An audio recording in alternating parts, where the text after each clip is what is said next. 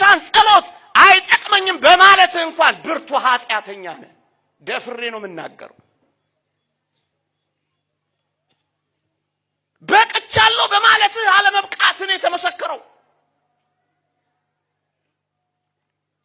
እንዴ! ጳውሎስ እንኳን የምእመናን ጸሎት ከጠቀመው አንተ አይጠቅመኝም የምትለው እመነኝ ከመንፈስ ቅዱስ ስላልሆንክ ነው። ስሜታዊ ሆኜ አይደለም። የእግዚአብሔር ቃል አለኝ። እንዲህ ይላል የእግዚአብሔር ቃል ለፊልጵስዩስ ቅዱስ ጳውሎስ ጽፍላቸው በጸሎታችሁና በኢየሱስ ክርስቶስ መንፈስ መሰጠት ለመዳኔ እንዲሆንልኝ ያውቃለሁ ይላል። ጸሎታችሁ እንኳን ለመዳኔ ይጠቅመኛል ይላል። ማን አንተ ማይጠቅምህ? የተክለ ሃይማኖት ጸሎት ማይጠቅምህ ማን አንተ? አንተ የተክለ ሃይማኖት ጸሎት ማይጠቅምህ ከሆነ አንተ ክርስቶሳዊ አይደለህ። የምእመናን ጸሎት ይጠቅመኛል እንዴ! አስፈልገኝም ማለት እንኳን እንዴት ያሳፍራል! እንዴት ያሳፍራል! ከዚህ የበለጠ ውርደት አለ? እንኳን እኛ ደካሞች ለቅዱስ ገብርኤል እንኳን ቅዱስ ሚካኤል አስፈልጎታል። እደግመዋለሁ፣ ለቅዱስ ገብርኤል እንኳን ቅዱስ ሚካኤል አስፈልጎታል። የፋርስ አለቃ ሰይጣንን ነው የፋርስ አለቃ የሚለው። ለዳንኤል በሮ ሲሄድ ቅዱስ ገብርኤል ተቋቋመኝ ይላል።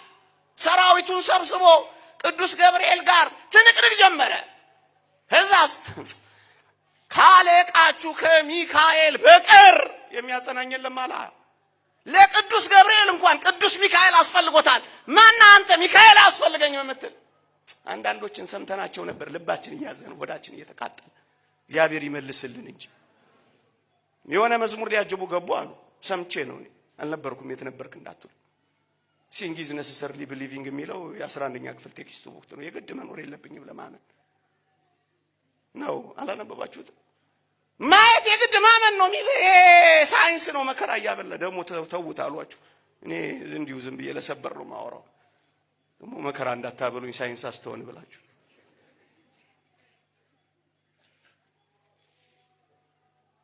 ይገቡና መዝሙር አጅብ ተብሎ ተጠርቷል። አሁን ከኛ ቤት ወጥቷል ልጁ እና አንደኛው መዝሙሩ ምን ነበር? ስለ ቅዱስ ሚካኤል ክብር የሚናኝና ቅዱስ ሚካኤልን የሚያመሰግን ነበር። በጎ ለሚያደርጉ ሁሉ ምስጋናና ክብር ይገባል አይልም መጽሐፍ ቅዱስ? እርስ በርሳቸው ሲሞጋገሱና ሲመሰጋገኑ ይኖሩና ሚካኤል ጋርና ቅዱስ ገብርኤል ጋር ሲደርሱ ፖዝ የሚያደርጋቸው ምን እንደሆነ እናንተ መርምሩት። ከዛስ አይ እኔ ስለ ሚካኤል አልዘምርም። አዎ ያኛው ዋናው መዝሙር የሚያወጣው አረ እንዳይቀስፍ ይለዋል። ንገረው እኔ ቀስፈዋለሁ አላሉ። እንድትስቁ አይደለም እንድታዝኑ እኮ ነው የነገርኳችሁ። ፈገግ ለማሰኘት ኮሜዲ አጥቼ መሰላችሁ? አይደለም፣ ሐዘን ነው ይሄ። አንተ ትቀስፈዋለህ። ለዚህ ድፍረት እንዴት ያሳፍ! ይሄ እኮ ህመም ነው፣ የምድራችን ህመም እኮ ነው። አያስፈልጉኝም። ሚካኤል ያዘለት ገብርኤል በረረ። በኋላ አሳያችኋለሁ። እንደሱ ነው የሚለው ትንቢተ ዳንኤል ምዕራፍ 10ን አንብቡት። ቅዱስ ገብርኤል ካስፈለገ እንደውም ሊቁ ቅዱስ ዮሐንስ አፈወርቅ ስለ ክህነት ማንስቶ ምን እንደሚል ታውቃላችሁ? እነ ዳታንና እነ አቤሮን እኮ ይላል የማይገባቸውን ክህነት ተመኝተው እኮ ነው ምድር ተሰንጥቃ ያወጣቻቸው ይላል። በዚህ ዘመን ክህነት አያስፈልግም የሚሉት ከዳታንና ከአቤሮን የባሱ ናቸው። እነዛ ተመኝተው ነው፣ እነዚህ ደግሞ ጭራሽ አያስፈልግም ብለው ነው ይላል። እንዴት ያለ ሞት ነው ይላል። መልአክን አያስፈልገኝም ማለት እንዴት ያለ ሞት! እዩ፣ በጣም የሚደንቃችሁን ቃል ልንገራችሁ። ዙሪያዋን እስክኮተኩትላት ፋንድያ እስካፈስላት አይደል የሚለው? አይደል ያለው? ዙሪያዋን ሊሰፍር የሚችል ማን ነው ካላችሁኝ፣ እግዚአብሔርን በሚፈሩ ሰዎች ዙሪያ ደግሞ አለው። ዛሬ ምናልባት መስባክ ላይ ተብሎ ይሆናል። እግዚአብሔርን በሚፈሩ ሰዎች ዙሪያ የእግዚአብሔር መልአክ ምን ይላል? በዙሪያችን ይሰፍራል። አየ፣ ዙሪያዋን እስክኮተኩትላት የሚለው ቃል እንኳን ይሄን አይጠቁም ወገኖቼ። የእግዚአብሔር መልአክ በሞቴችን ቃል ስሙ። የእግዚአብሔር መልአክ እግዚአብሔርን በሚፈሩ ሰዎች ዙሪያ ይሰፍራል። ስንት መልአክ? የእግዚአብሔር መልአክ እኮ ነው የሚለው። የእግዚአብሔር መላእክት አይደለም የሚለው። የእግዚአብሔር ምን? ስንት መልአክ? አንድ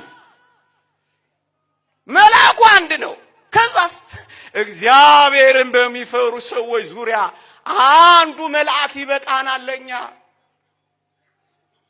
ወቦ እለ ያጸልሉ በአክናፊሆሙ አሐተ ሀገረ ይላል። በአንድ ክንፋቸው አንድ ሀገር የሚያለብሱ መላእክት አሉ ይላል ኤጲፋኒዎስ ዘቆጵሮስ። አንድ መልአክ ይበቃል፣ ከሺህ አንድ ይበቃል ያልኳችሁ ለዚህ ነው። አንድ መልአክ ይበቃናል። እኛ ብንመለስ አንዱ ቅዱስ ሚካኤል ይበቃል ነበር። ዙሪያውን ይሰፍራል፣ ዙሪያውን ይሰፍራል፣ ዙሪያውን ይሰፍራል፣ ዙሪያውን ይሰፍራል። ስለዚህ እዩ አድነው ቢለው ስጋው እንደ ሕፃን ስጋ ይለመልማል። አያችሁ ቅጥሩን ይነካለታል። አድነው ብሎ ይለምንለታል። ከዛስ ተዋት፣ በዚህች ዓመት ደግሞ ተዋት አድናት ብለው ለመነለት። ቁረጣ ሲለው በወገኖቼ አስተውሉ። አንተ ምን አገባህ ቁረጥ ስትባል መቁረጥ ነው ስራ ያለው መሰላችሁ እንዴ? አላለውም እኮ አላለው። እግዚአብሔር እንደዚህ አይደለም አላለው። አንዳንድ ሰዎች ይህን ቃል ስናነሱ እና ታዲያ መልአኩ ከጌታዋ በላይ ለበለሲቱ ለሰው ልጆች መልአኩ ከእግዚአብሔር በላይ ራራላት ልትሉን ነው ብለው ሞጋች የሚመስል ጥያቄ ያቀርቡልናል። እኛም እንላቸዋለን የራራላትማ ባለቤቱ እግዚአብሔር ነው። እውነት አሰብ አንደኛ የሚለምን ማስቀመጡ ራሱ ፍቅሩ ነው። እየሰማችሁኝ ነው? ምልጃን መፍቀዱ ራሱ ርህራሄ ነው። አንደኛ እግዚአብሔር ደስ የሚያሰኘው የሰው መዳን ነው። ለዚህ እኮ ነው የምንድንበትን መንገድ ያሰፋው።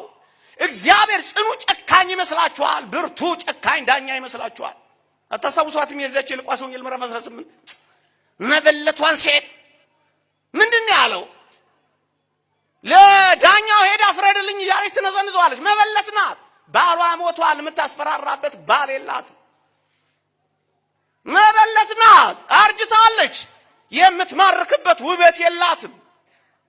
መበለት ናት። ብቻዋን ናት። ሀብት የላትም።